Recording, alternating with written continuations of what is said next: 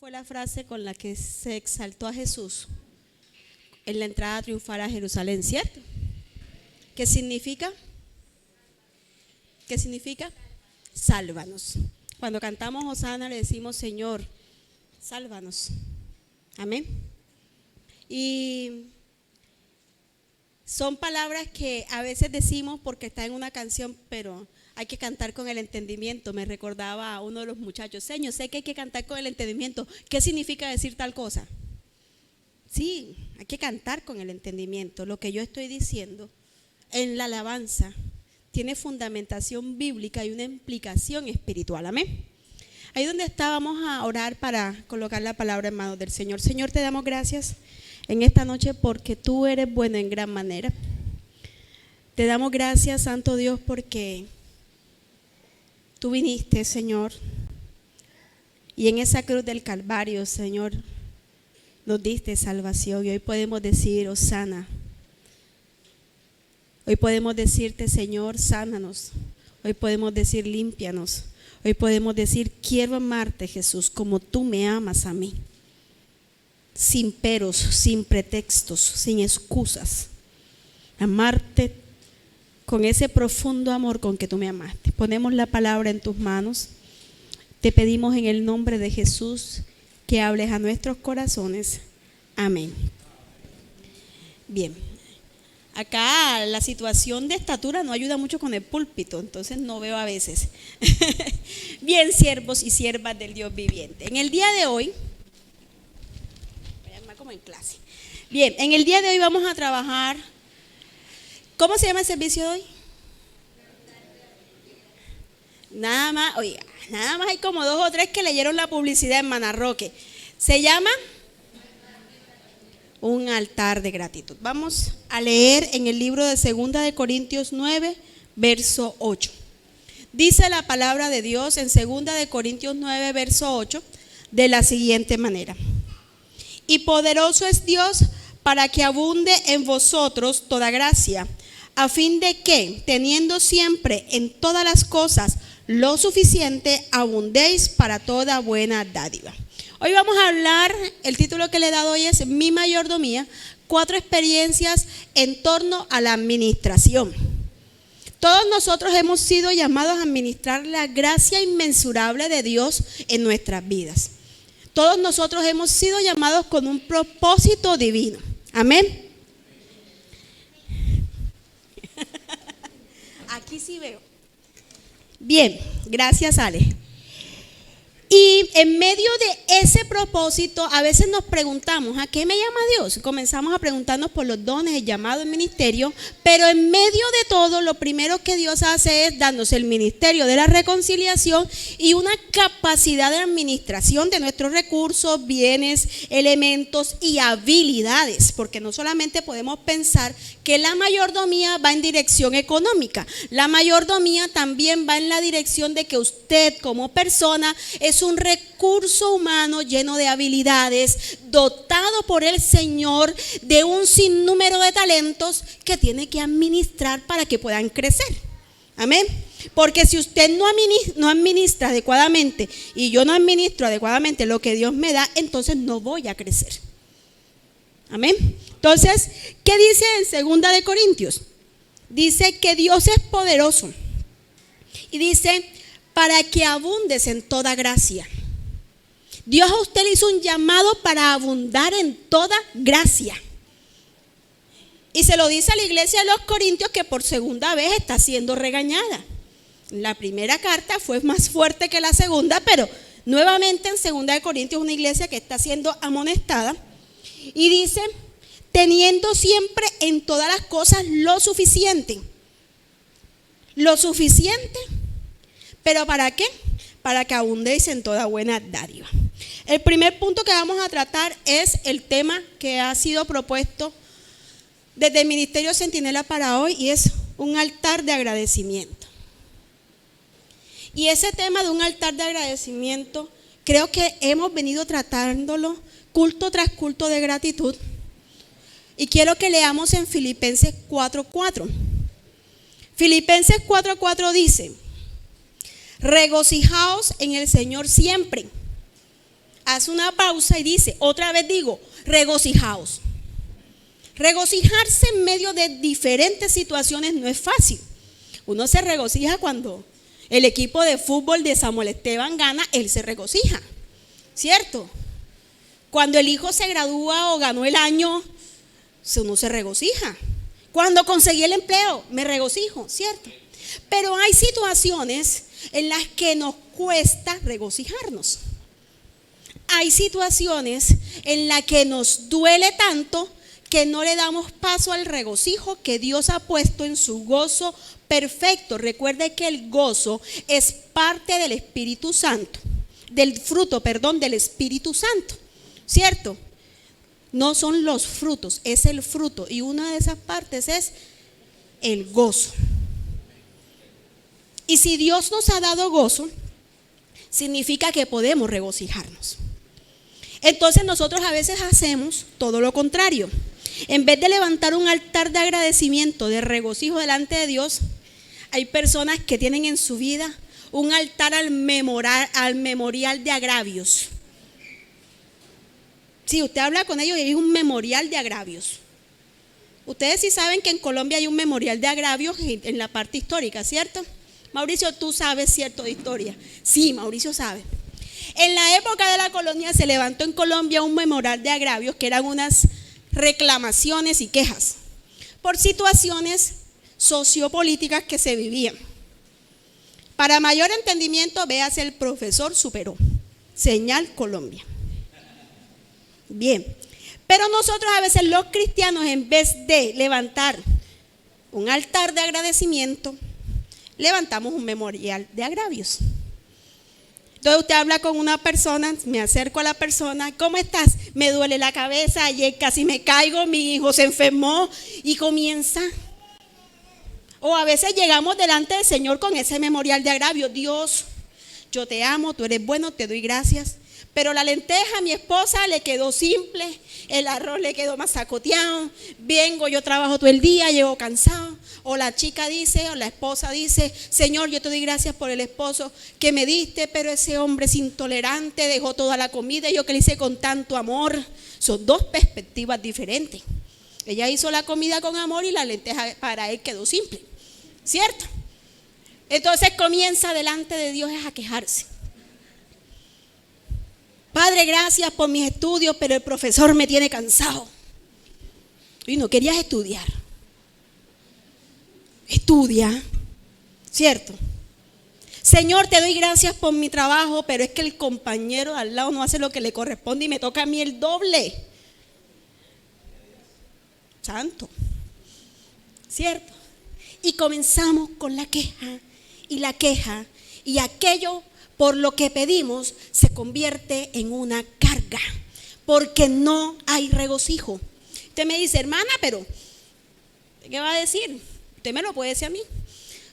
Usted tiene su sueldo, tiene su esposo, sus hijas, trabaja, ya.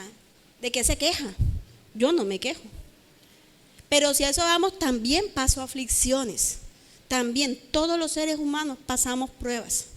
Todos los seres humanos pasamos aflicciones. Hermano, a mí me vaciaron la cuenta bancaria en una ocasión, me accidenté en el carro, hoy se me atravesó una moto, mis hijas han estado enfermas, a mi hermana le dio COVID, estuvo mal, mi papá ha estado 2 veces grave en el hospital, a mí me llegó una foto al grupo de la familia, mi papá tirado una tabla, desmayado, no sabía qué había pasado.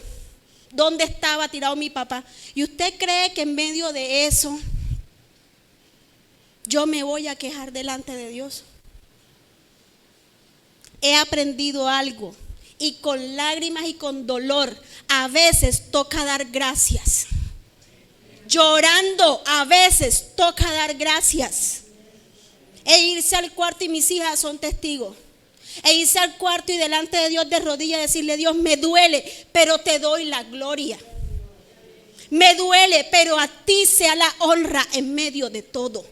Vaciarle la cuenta bancaria a uno de un mes de sueldo más ahorros, eso es terrible. Pero en medio de eso hay que darle la gloria a Dios. Y se lo digo porque lo viví y no me dolió después que di gracias. como sea se suple. Dios es grande. Y así hay muchas cosas que a veces en nuestra vida las convertimos no en un altar de agradecimiento, sino en un altar de dolor, desconsuelo, y se forman las raíces de amargura. Porque si yo le doy paso al dolor y al desconsuelo permanentemente en mi vida, nunca voy a sanar. Nunca voy a sanar. Y todos estamos llamados a ser sanos. Cuando dice que Jesucristo en la cruz llevó todo, es todo, no una parte, es todo. Entonces el primer punto es ese, regocijarnos. Y si aprendemos a dar gracias en medio de lo que nos duele, Dios abre puertas. Yo todavía me acuerdo a la vez que a mí me devuelven la tesis de maestría, este señor aquí presente, cuando yo le digo llorando, se burló de mí en mi cara.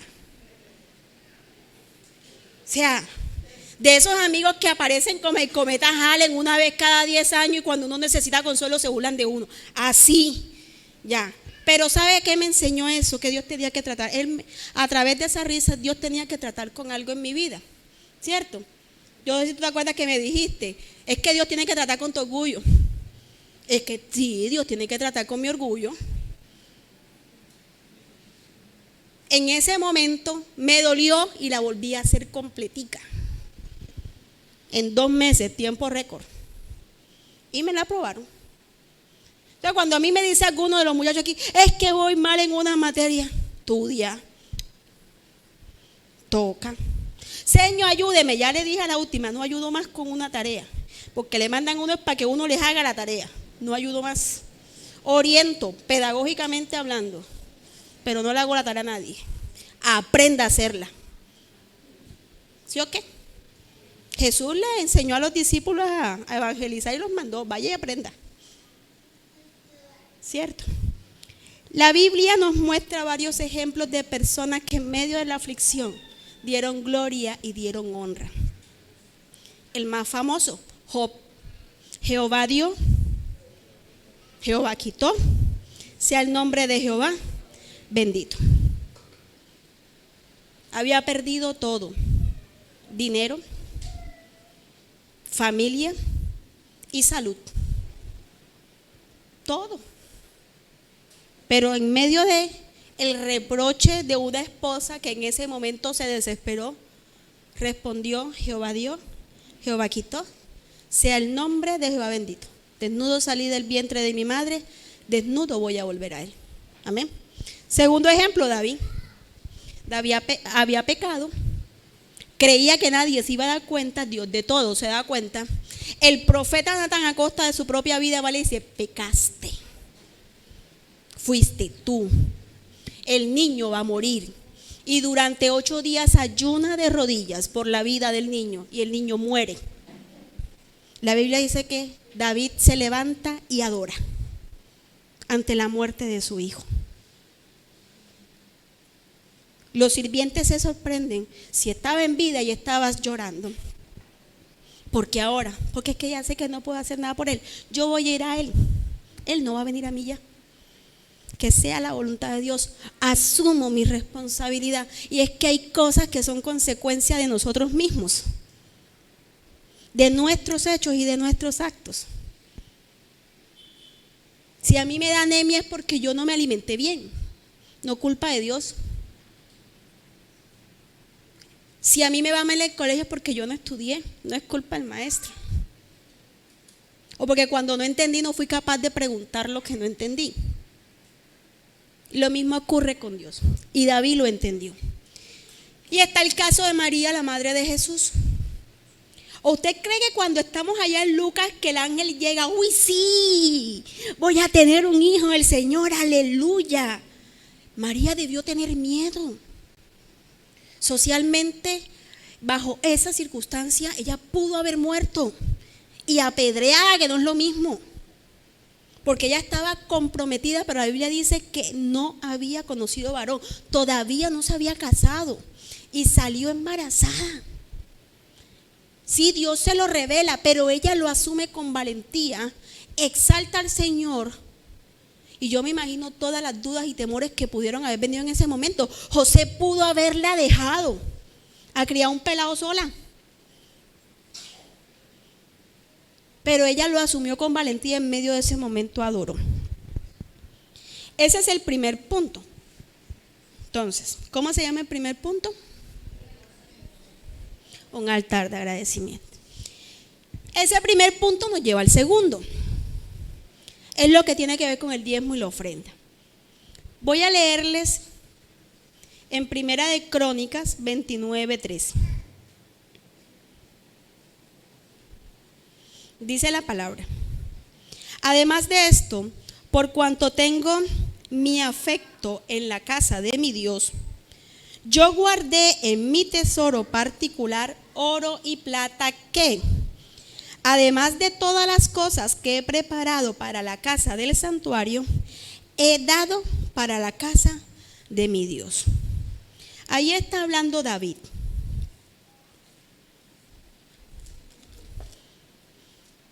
Ya en una edad anciana. Y mire cómo está hablando David. En medio de una situación particular, David quería construir el templo. David quería construir la casa del Señor. Pero Dios le dijo: no, Señor, en tus manos hay sangre, tú no la construyes. David, en vez de patalear, como cuando a uno le quitan algo, todos de niño lo hicimos, no diga que no. Todos pataleamos cuando la mamá o el papá nos dijo: no lo cojas o no te lo comes. ¿Ok? Entonces, David, en vez de hacer eso, dijo: yo no la voy a construir, pero le dejo a Salomón hasta el último centavo que necesite. Si usted lee Segunda de Crónicas, más o menos desde el 20 en adelante, va a encontrar que David preparó la madera, el oro, el bronce, el cobre, las piedras preciosas, el diseño arquitectónico, el orden de los levitas, de los cantores, de los salmistas, de los instrumentos, todo lo dejó listo. Y le dijo: aquí está todo. Y de sobra, yo aparté de mi tesoro personal. David había sido un hombre de guerra. ¿Usted se imagina el tesoro personal de David peleando más o menos desde los 20 años? Eso tenía que ser grande. Y dijo: aparte de mi tesoro personal, plata y oro. ¿Sabe por qué le menciono esto en cuanto al diezmo y la ofrenda? Porque es muy duro para el ser humano desprenderse de algo que no sea para su propio beneficio. A mí como ser humano me es fácil comprarme algo para mí, cierto, pero desprenderme de ese algo y darlo sin esperar nada a cambio cuesta. Y haga el ejemplo con cualquier niño. Los niños en cierta etapa de su vida están en una etapa egocéntrica. Todo soy yo. Entonces, préstale juguete, es mío, ¿cierto? Así a veces somos nosotros. El diezmo, vea, yo se lo doy por testimonio. Ni el pastor Luis, ni el pastor Ricardo, cuando estuvo aquí en tiempo de práctica, ni el pastor Carlos nunca me han pedido mi cuenta de mi diezmo. Jamás. Para que no vengan a decir que es que a uno se la montan por la plata. Jamás. Eso es algo que nace de la convicción de que si yo amo a Dios, yo cumplo con lo que Dios me manda a mí. Y más allá de eso, cuando yo leo ese pasaje de David, aprendí algo muy especial, y es que David fue mucho más allá del diezmo. La ofrenda de David no era cualquier cosa. La ofrenda de David era inmensa. ¿Por qué? Porque él había reconocido que la obra hecha por Dios en él era inmensa. Y eso lo refuerzo en el libro de Hechos, cuando dice en la primera iglesia que daban todo lo que tenían. Entonces, cuando a mí alguien me dice que es que el diezmo no es bíblico, la ofrenda cuesta. Porque la ofrenda es el reflejo de tu adoración, de tu amor por Dios. Y la ofrenda se da en muchos ámbitos, no solamente en el ámbito económico. Desde el mismo hecho que Dios te dio unos talentos que debes ofrendar a Dios. Desde el mismo hecho que Dios te dio unas habilidades, tu tiempo, etcétera. Todo lo que se le puede ofrendar a Dios. Porque para pararse aquí un predicador, mínimamente tiene que leer la Biblia diario y orar diario. Sí, porque si no, ¿qué va a dar? Para dar clase de escuela dominical, aparte de eso, hay que estudiar la Biblia. Para pararse en el grupo de alabanza, mínimo tiene que venir a práctica. Pasar por un semillero, haber hecho discipulado, haber hecho liderazgo con propósito, si no, no se monta. Y practicar. Y no llegar rayado al servicio. Sí, o sea, el que quiere obispado, buena obra desea, pero sea responsable, bíblico. Eso no es más nada. El que va a orar aquí, hermana Roque no va a poner que no ora en toda la semana en su casa. Mínimamente poner que intercede. ¿Cierto?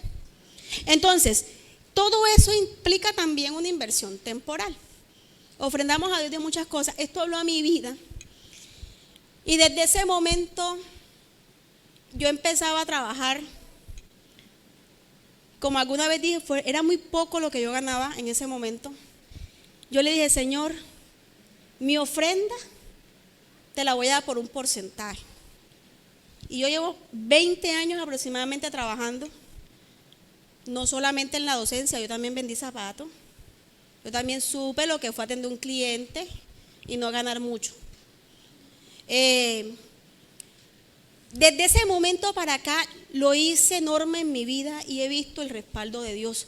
De que si bien es cierto, no siempre sobreabunda para que sobre y se bote, pues en los momentos en que he necesitado que me supla, lo ha hecho. Lo ha hecho. Y el hecho está en que cuando nosotros como familia decidimos comenzar a construir la casa en el Prado, Jonathan ganaba el mínimo más unos bonos que nos servían para una quincena de mercado. Y yo ganaba el sueldo de 2 jornadas en colegio privado y al año siguiente pasé a ganarme el 40% menos de mi sueldo porque me disminuyeron la intensidad horaria. Y con todo eso Dios proveyó para construir el apartamento. Nos mudamos en obra negra. Negra. El techo se llovía. Vea, ahí está el apartamento del Prado y Dios nos concedió ahora la casa. Pero eso no ha sido de un momento a otro, yo se lo digo honestamente. Y a veces queremos ver las respuestas de Dios ya. Y hay respuestas de Dios que no son ya. Hay respuestas de Dios que también necesitan de tu disciplina, de tu organización. El tercer punto, bueno, ahí aprendí yo también que mi ofrenda es adoración. Se me había olvidado. Que mi ofrenda es adoración.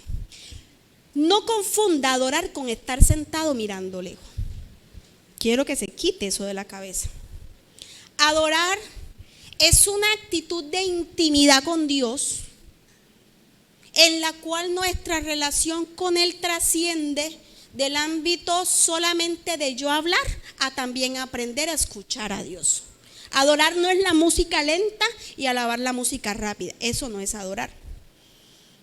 Adorar es un estilo de vida en el cual yo asumo mi identidad como cristiano más allá de las 4 paredes de la iglesia. Adorar implica vivir en santidad. Adorar implica desprenderme. Adorar implica que cuando yo estoy con Dios estoy dispuesta a escucharlo, no solamente a parlotear yo. Amén. Eso implica adorar. Entonces la ofrenda se constituye también un acto de adoración. No solamente de llegar y depositar el dinero. El dinero es lo de menos, se lo digo así. Es la actitud del corazón. Porque la Biblia dice que cada quien dé, no por tristeza, ni por necesidad. Voy a pactar con Dios porque necesito para la bolsa de lentejas. No, Señor. Es dar con alegría, porque dice, Dios ama al dador alegre. Amén. Bien, el tercer punto dice, es un punto álgido y no voy a referenciar a nadie, se lo voy a decir porque fue algo con lo que tuve que aprender a nivel familiar, materno. Dice, paga tus deudas. Cuando usted le dice a alguien, voy a coger a cualquier hermano, a Daniela, Daniela, préstame 1,000 pesos. Usted está generando una esperanza de recibir lo dado y se está comprometiendo. Si yo a Daniela no le devuelvo los 1,000 pesos, yo le dije mentira a Daniela y le robé a Daniela. Por mucho que 1,000 pesos sea insignificante y no alcance ni para el Transcaribe. ¿Sí me hago entender? En alguna ocasión, un compañero de trabajo, cuando yo estaba en el colegio militar, llegó atrevidamente, préstame 5,000 pesos, y fue sacando el monedero. Ay, no tienes plata, tú ganas más que yo, ¿por qué me vienes a prestar a mí? Además, meterse con la cartera de una mujer es grave. Mi cartera es mi cartera y no me la tocas. No, porque yo necesito la plata para la moto mañana. Camina, mijo, tú ganas más que yo, administre bien. Ya yo sabía que tenía la mala costumbre de pedir de 5,000 en 5,000 a diferentes personas y nunca lo pagaba. Ya, mira, eso es fácil. Se ganó la mala fama. Le había prestado como a 10 profesores y a ninguno le había devuelto los 5,000 pesos. Se ganan la mala fama. Claro, eso hace años. Yo trabajaba en el colegio militar. Eso fue hace como 13 años. Mi hija no había nacido, Jocelyn. Vea, y se vuelve una mala costumbre. Se vuelve una mala costumbre y una forma de mentir. Y es muy típica de nosotros en la costa. Y es muy típica del cartagenero. Vea que por eso es que al cartagenero le apuntan la cuenta allá en la tienda. Para poder cobrarle y que no se lo olvide. Mira lo que dice la Biblia en el Salmo 37, 21. El impío toma prestado y no paga. ¡Ay!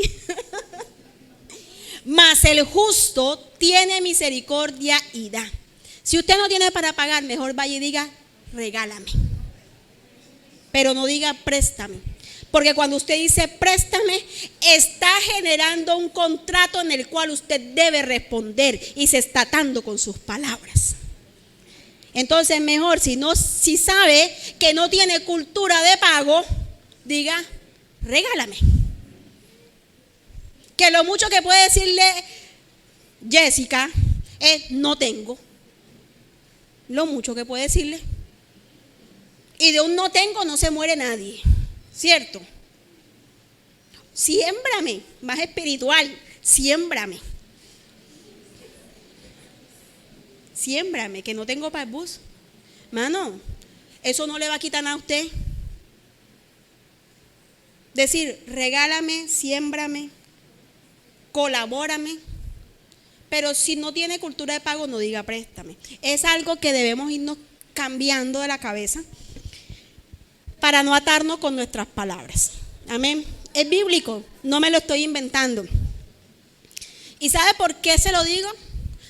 Porque mi familia materna, cuando yo era niña, había un tiempo en que mi mamá todo lo cogía con estas cosas que se pagaban a diario, porque mi papá manejaba un colectivo en mercado. Y había días que no alcanzaba para pagar. Entonces ahí había una deuda, siempre había como una deuda, y esas deudas parece que nunca se murieran.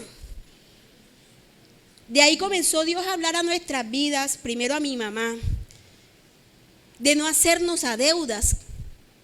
Hay deudas que a veces no son necesarias, o sea, la gente sacaba el televisor, el multimóvil, todo el cachaco que iba fiando por ahí con la carretilla, todo se lo iban sacando y después no podían con los pagadiarios. Entonces Dios fue tratando no solamente con nosotros, sino viendo cómo sucedía a muchas personas. Si no es necesario, no se endeude. Si tú tienes un celular y quieres un iPhone, pero no necesitas, o sea, ¿para qué lo quieres? ¿Para chatear? ¿Para jugar? No, que para la universidad, o sea, y el computador no te sirve para la universidad. ¿Para qué lo compras? Hay cosas que no necesitamos y en las que invertimos sin necesidad. Y por último, Honrar a padre y madre. Este es un punto difícil. Honrar a padre y madre. La Biblia lo dice en el libro de Éxodo capítulo 20. Honra a padre y madre. Y luego nos recuerda. Honra a padre y madre, que es el primer mandamiento con promesa, para que tus días se alarguen sobre la faz de la tierra. Pero a veces nos limitamos a la honra de papá y mamá. Yo lo respeto. Yo le hago caso. Todavía hay algunos que veo por aquí que están todavía en la edad de todavía no respeto y todavía no hago caso. Pero que Dios va tratando, ¿cierto? Yo le regalo el día de la madre y el cumpleaños y el día del padre. Hay una cultura, yo no sé si es de aquí de Cartagena o es de toda la costa. Hay una cultura que el hijo sale de la casa, pero todavía la mamá tiene que darle. O el papá. Tiene mujer y todavía tienen que darle papote. Sí, la mujer se casó y todavía va a buscar el colador donde la mamá.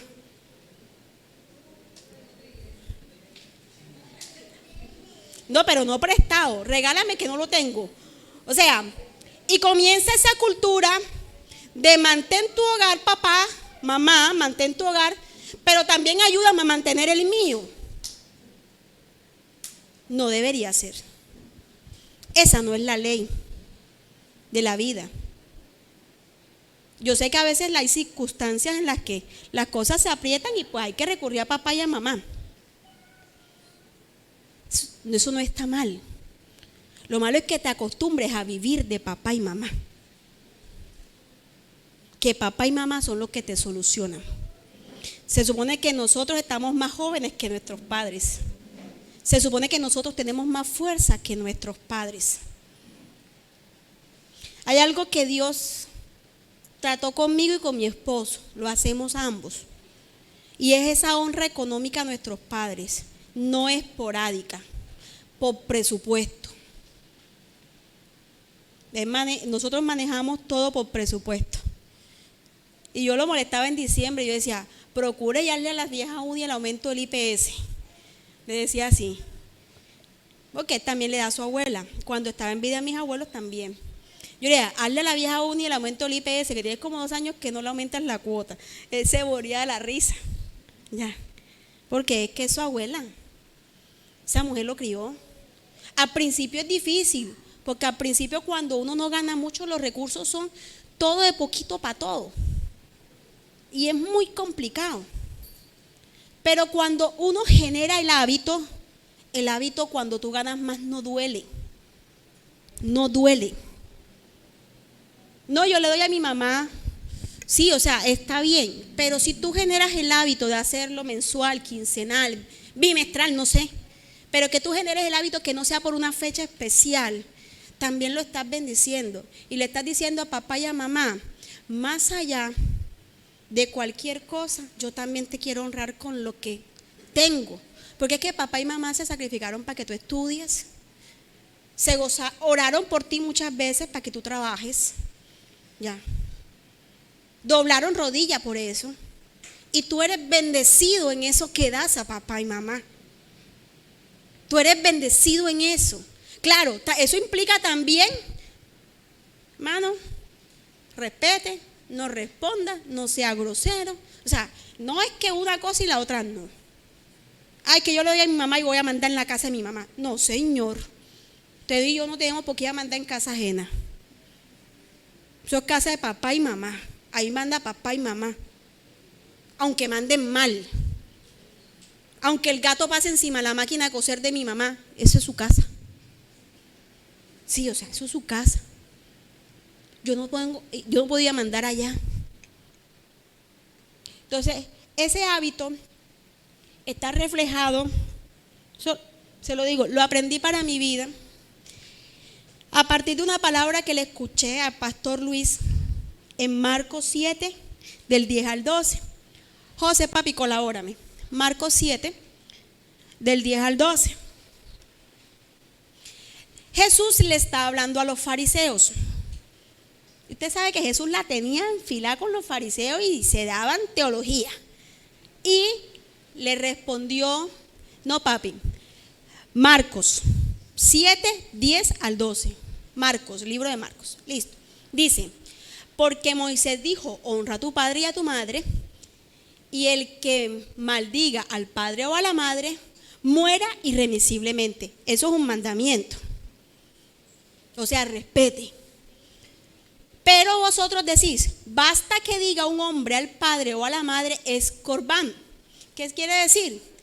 Que quiere decir mi ofrenda a Dios, todo aquello con lo que te puedo ayudar. Y no le dejáis hacer más por su padre o por su madre.